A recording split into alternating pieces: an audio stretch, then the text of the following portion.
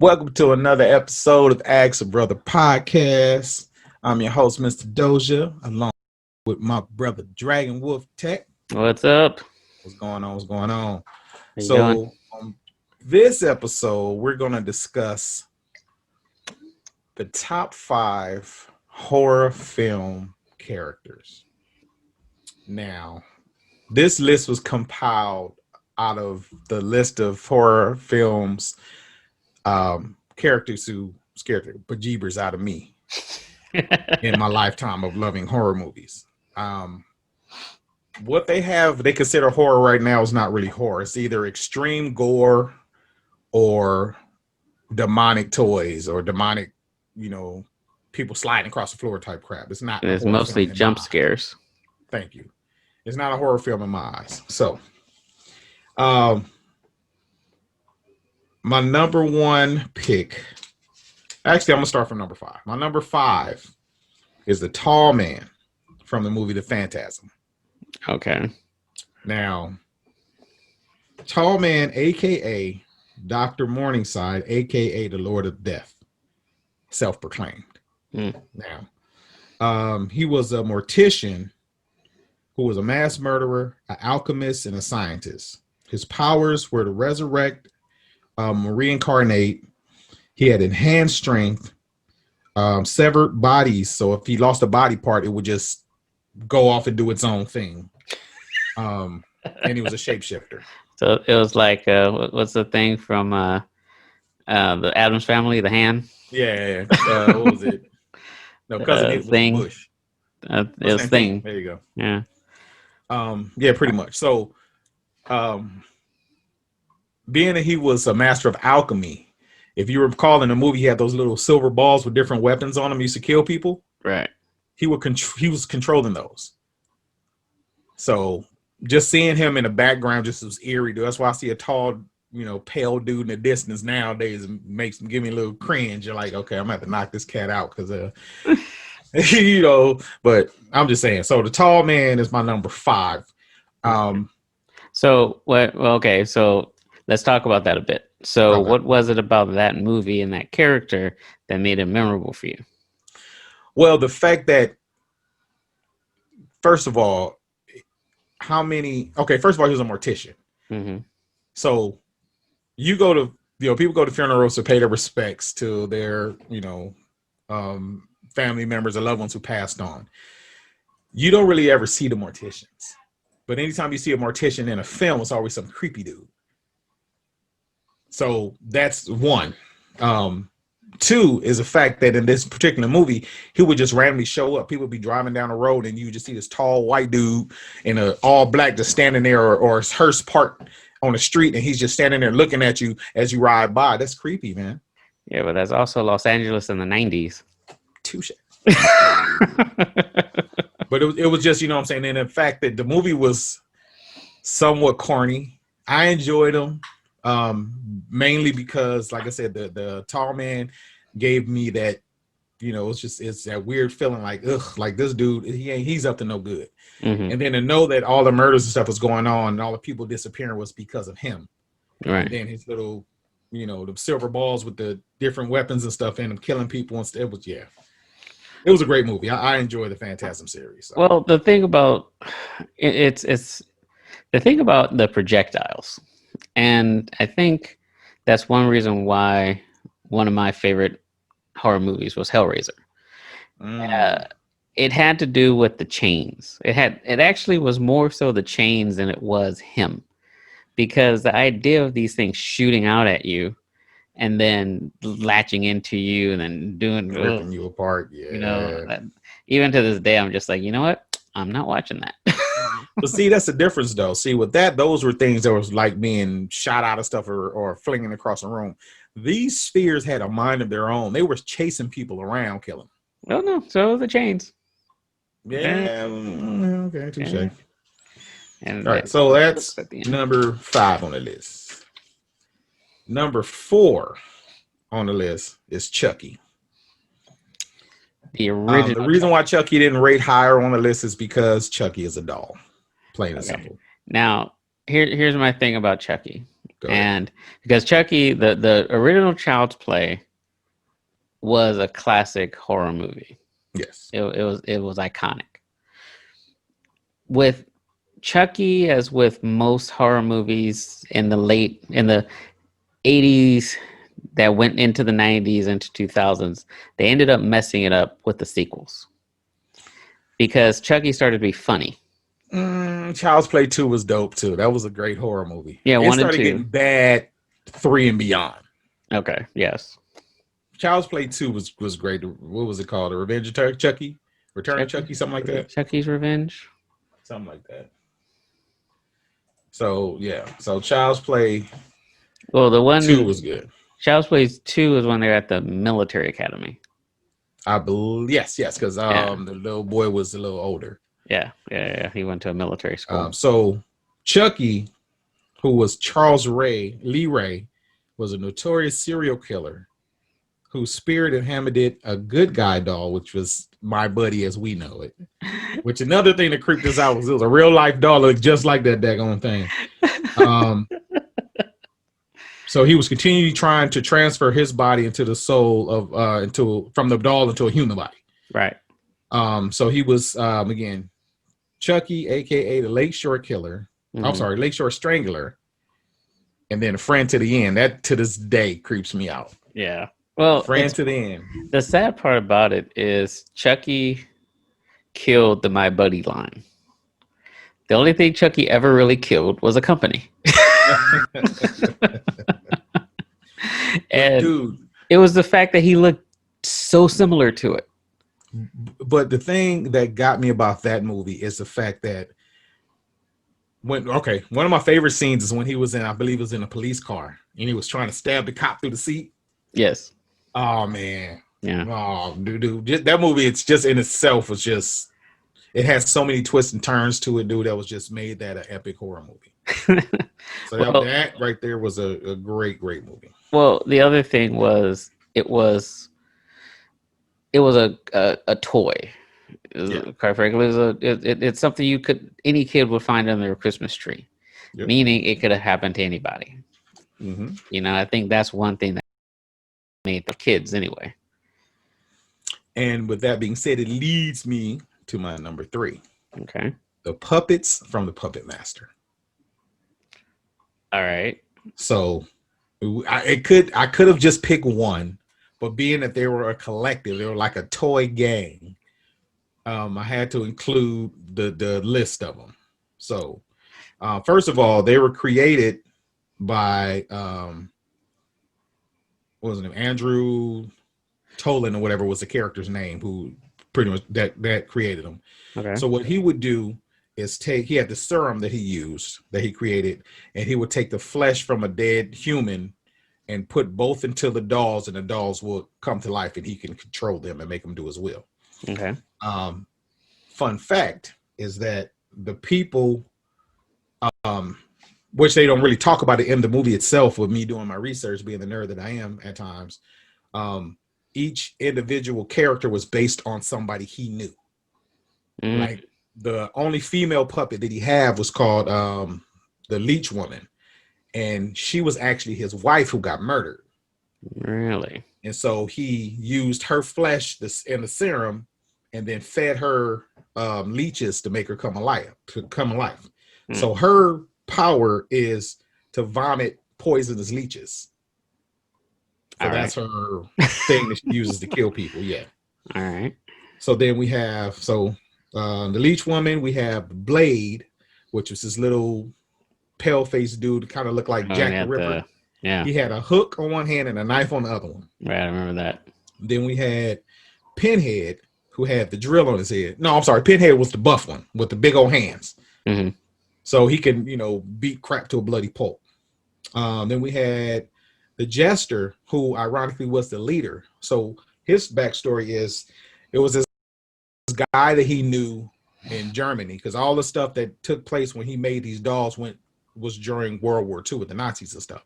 So most of the people he turned into dolls were killed by Nazis. The Jester was this one guy that he met in the camp that he was in that made him laugh and kept him laughing. And the reason why the Nazis killed him, because he told a joke that went too far and they murdered him. They shot him. So he turned him into the little jester doll. And the jester doll is like the top, middle, and bottom of his face spins around the different emotions or whatnot. Okay, I remember that. Yeah, so he really doesn't have any. He has a scepter that he carries around, but he doesn't really use it to kill people. Usually, when you see him, the other ones are close behind, and that's when you know it's a wrap. Gotcha. Then you have Tunneler was the one who had the power drill on his head, and he was just stab people in his head and drill. Oh, it was just horrible.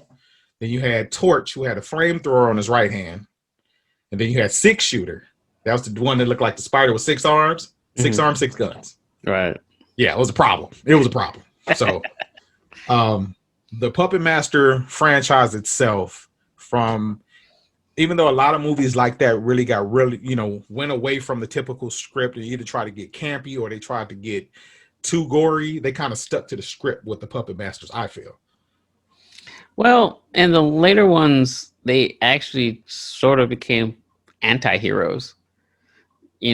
Because there would be like somebody worse who showed up and the puppets would go after them. So it was like, well, all right, so you're technically the good guys now? Well, what it was is that, like, I know in a few of the series, I think it was 3, was one of the ones, this couple was this big old lady and the dude she was with. The puppets killed the guy because that's what they're supposed to do. And the lady took the leech woman and threw her in the fire. And so all the puppets went crazy and killed her. But then come to find out later on that the guy who created them, they ended up turning on him because he tried to kill the jester. Because I don't know if you got to change. I don't remember how the story exactly goes, but he had to change a heart or something. He tried to kill the jester, and the rest of them was like, oh, okay. So that's how it is, fam. It's like that now, huh? We got you. So, well, and those things were hella creepy too. Well, a good if you guys haven't seen it, you need to watch Tales from the Hood because there's a segment very similar. Yeah, man. But those were puppets that came out that painting, though. Yeah. Oh, yeah, that's true. They came out the painting. But yeah, that was deep. All right, who you got next? Okay, so next, number 2, the guy of all guys, Mr. Crispy himself, Freddy Krueger. So, Freddy is the spirit of a serial killer who was killed by his victim's parents. Right. They burnt him alive. About him. Yeah, they burnt him alive. So his spirit just haunted the block where those murders took place, which was Elm Street. So he would kill people in their dreams, and then of course they would turn die in real life. Right. Burnt to a crisp, sporty brown hat, red and green Christmas sweater, glove with claws on it, with razor blades on it, and he would slice people up. The first one, I think that was my real introduction to gore when old boy got pulled in the bed, the blood all over the room. And for y'all who don't know, that was Johnny Depp. Sure was Johnny Depp. Oh yeah. That was Johnny Depp's first movie, actually. I'm your boyfriend now, Nancy. Telling through the phone. Oh, it was gross. Okay. So yeah, Freddy, the first one was a good introduction to the story. The second one was unnecessary. Yeah, the second one didn't add anything to it. It didn't really go, but it went. It was a different female character who Freddy was after trying to kill, and it was just all kind of weird stuff going on. Well, it was more sexual than the other ones were. Yeah, well, remember the second one, he was possessing that boy. Oh, yeah. I have the body, you have the brains. Exactly. Or you have which Fresh Prince, shout out to Will Smith, who made an awesome rendition of that with him and Jazzy Jeff. So, Nightmare on My Street. That's right. Nightmare on My Street, man. That was dope. 3, The Dream Warriors is my favorite one of all. That was the best one. That was the best one. Where the kids fought back and they used their superpowers in the dreams or whatever to fight him back. And then it just got worse from there. Well, all right. So the Dream. Okay, you had Nightmare on Elm Street, Nightmare on Elm Street 2, Freddy's Revenge. 3 was the Dream Warriors. 4 was the Dream.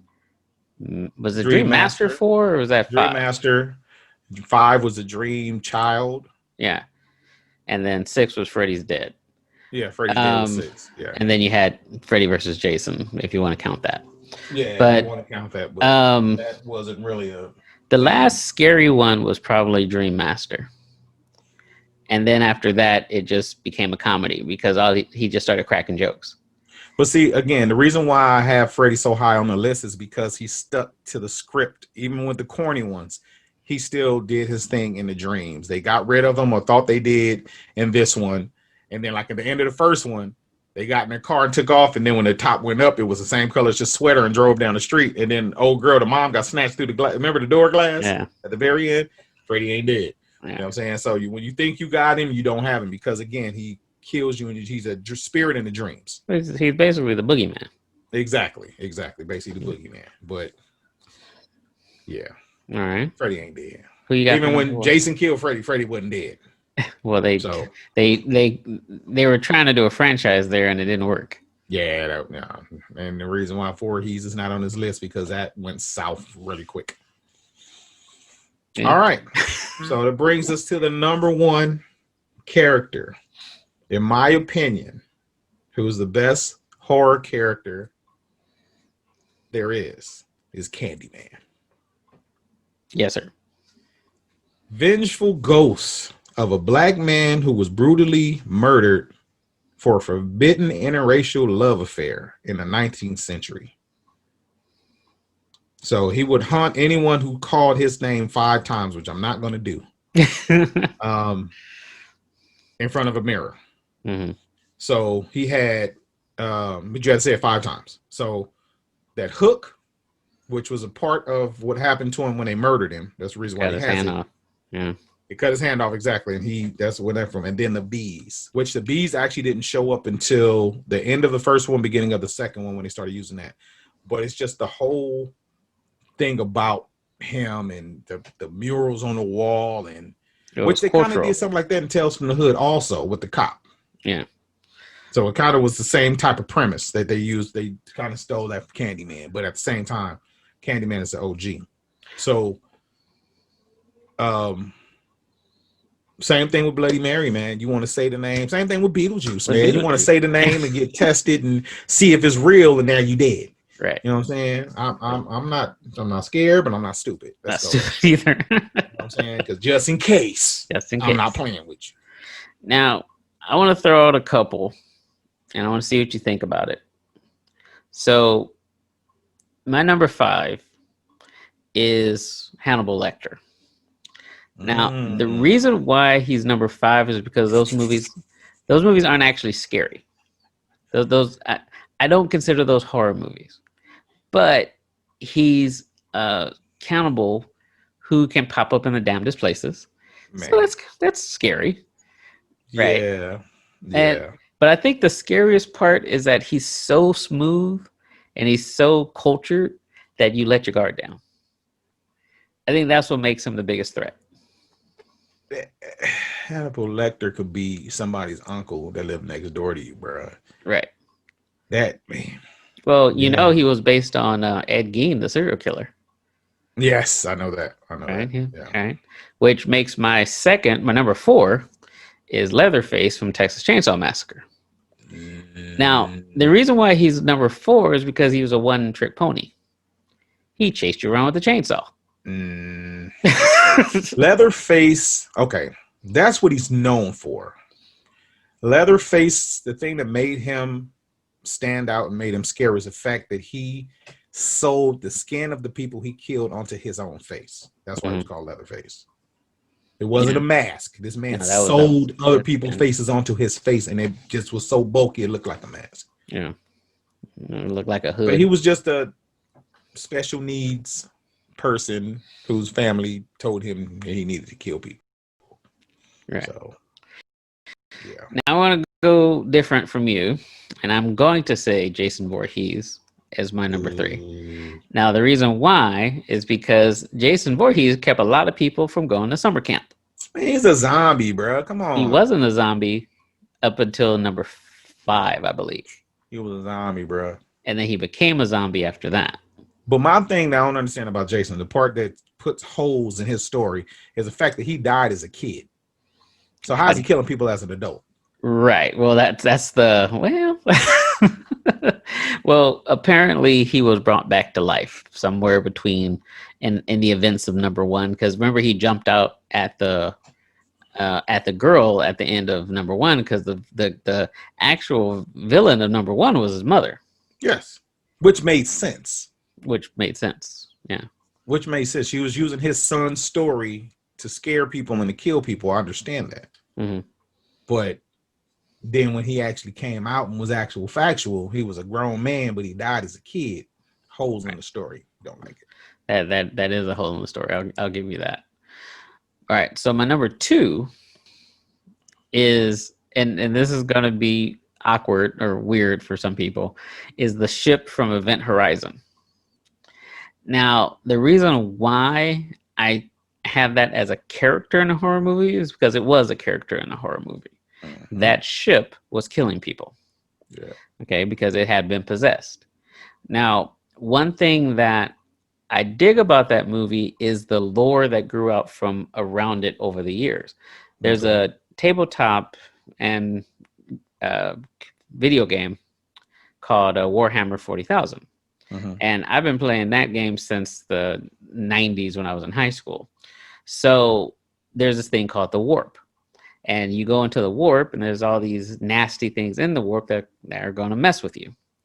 Mess with you is me trying to be PG on that one because they do far worse than just mess with you. And that is what I saw in this movie.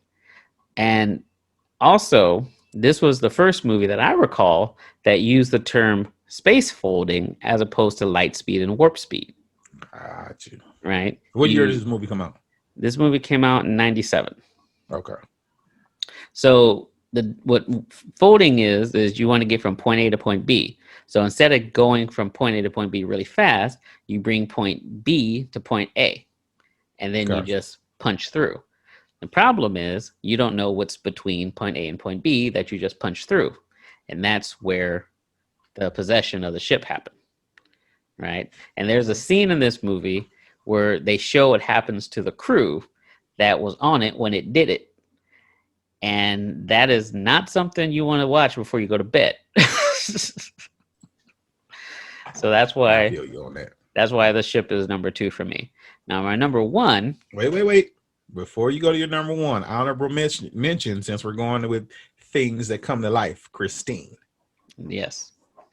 Christine. That's car, and I said she because her name was Christine, and she only killed people to mess with her male owners. Because that was her man. She would drive them crazy and then make them kill them people until they ended up dead themselves. So now, honorable mention, Christine, great movie. See it if you haven't seen it. I'm sorry, number one. Now, okay, all you guys with these driverless cars, you need to watch Christine. Thank you. Tesla. Well, I guess I'm not working for them anytime soon. Hey, I said it, you didn't, bro. All right, but my number one has to be Hellraiser.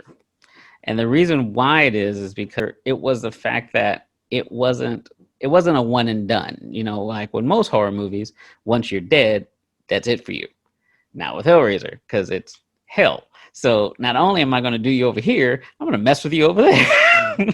Well, honestly, the only good one was the first one. The rest of them were trash. Now, I will say the first two were good. Hellraiser and Hellbound. That was the second one. Yeah. The third one and the fourth one, and then once they went to direct to video, it just went downhill from there. Yeah, because I was researching this recently, thinking about it, talking to Eric about it, and it's a lot of them that they did. They kept trying to bring it back, and it just didn't have the lore it had when it first came out. Right. Well, but that's what happens when your audience starts to age, and people start to understand how a particular movie is made. It takes the fright out. You can never get that back. I was thinking about Friday the 13th. they did a history of Friday the 13th on AMC. Mm-hmm. And once you know and see the person behind the mask and they're talking about their experience of playing this person, it dulls the horror. Because now I think of him as this guy, not, Well, every time I see Robert England, I think of Freddy Krueger, regardless of what he plays in. That's true. So, but I will say this. I have not seen any of the remakes to these movies that I've named. I refuse to watch them because I'm sick of them remaking movies and they're worse than the worst ones of the original series. Right. You went from 6 foot something Robert England to Horshack. Or Rorschach, not Horshack. Horshack was whatever his name was. That little dude from so I Watchmen. Can't. From Watchmen, yeah. I can't. I couldn't. And then even the Chucky, they use CGI for Chucky. Well, what made the new Chucky so ridiculous was the fact that they couldn't even let him be a possessed doll anymore. He had to be a crazy robot. Oh Lord. Yeah. If you can't even commit to the original storyline, why are you bothering? And see, that's my thing too. Like I said, most of the so-called horror movies now, you can't even consider zombie movies horror movies because they're zombie movies. They're their own genre. Right. But their so-called horror movies are all based around so-called true stories. Some of them may have been based on true stories. And they reenact them and scare the crap out of people in the movie theater. Mm-hmm. Stuff jumping out, and all this other crap. Yeah, I'm not with it. Well, and then you also have the fact that with a lot of these movies, they lose their... What made a lot of the movies from the 80s so scary was that they were, even though they weren't high tech or heavily sophisticated, they were pretty realistic. Mm-hmm. Because it was all practical special effects. Yeah, costume design was design. Yeah, everything now was special effects. Because if you think about it, or CGI. If you think about it, Nightmare on Elm Street actually didn't have very many quote unquote special effects, except for that part where his arms stretched out. Most of it was all Robert Englund. Exactly. So it was scarier because it looked more... I think we processed it more as real than, say, Aliens, right? Well, who doesn't have a nightmare? Everyone does. Who doesn't have a bad nightmare where they die in it? That's true. You see what I'm saying? So it's like things that could happen, but it can't because it's a movie. But it could. And we all heard about people dying in their sleep. Yeah, but not me. Yeah. Well, yeah. Yeah. It was Freddy's fault. Freddy did it. Yeah, exactly. So from now on, people down in their sleep, Freddy did it. I want to go in my sleep. I don't want to die by Freddy. How'd he die? He died of complications from Freddy. There you go. He had claw marks in his eyebrows. So we know it was Freddy. Well, that's called threading. Exactly. He said threading. So, all right. So my number one was Hellraiser. And your number one, again, was Candyman. Candyman, yeah. So what do you think of these crossover movies where they bring characters from different franchises together? Like Freddy versus Jason, for example. That was a waste of money, a waste of time. And it was a waste of time because I sat through the crap. But it's like you always wanted to see it. Who would be better, Freddy or Jason? They just didn't go about it right. Right. They didn't do it right. Well, because again, Jason had to go into the dream to get Freddy, or Freddy had to come out of the dream to get Jason. Right. Actually, would have made more sense if it had been like Candyman versus Freddy. Yes, because they're both in dreams. Because they're both in spirits. Oh, well. Yeah. All right. So for this episode, we did our top 5 horror movie characters. If you enjoyed this episode, why don't you give it a like and subscribe to the channel? And put in the comments your favorite horror movies, your favorite horror movie characters. Put that in the comment. Let's continue the conversation and see what you guys think. And if you have an issue with anything we've mentioned about ours, let's have the conversation in the comments. We can continue this on. It doesn't end with this right here. We can continue this on and, chop it up. I know I respond, he responds. So let's have this conversation, man. Come on. Let's talk about it. All right. So that's it for this week, everybody. I'm Dragon Wolf Tech. This is Mr. Doja, and we'll see you next time. Peace.